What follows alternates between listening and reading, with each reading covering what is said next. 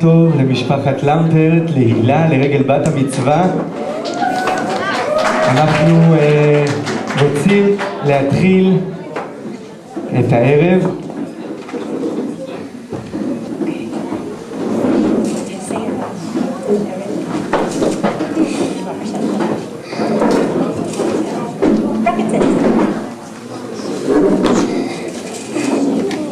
טוב, יש לנו הרבה הפתעות, ואנחנו מתחילות את הערב עם הפרשת חלה.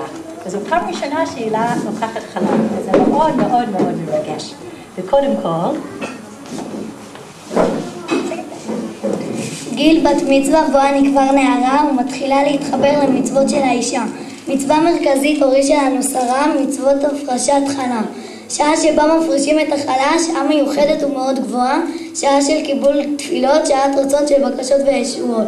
אנא ריבונו של עולם, ברגע זה של הפרשת חלה, זכני להתחבר ולהיות באוהלה של תורה.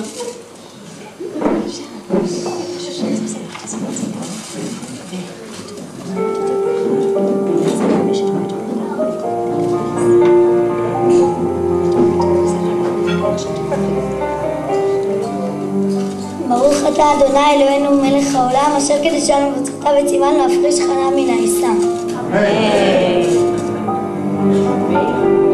הרי זו חלה.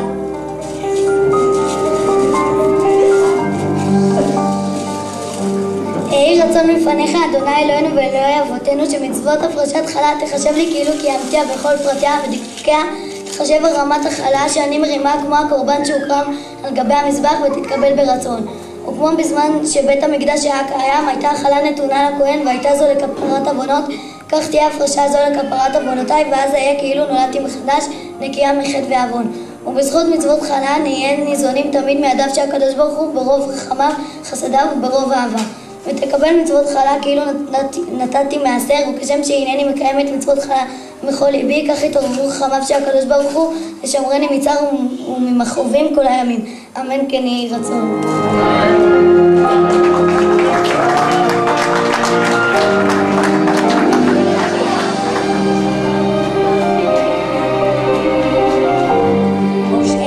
הפרשת חלה היא לרפואת מאיר חיים בן רחל.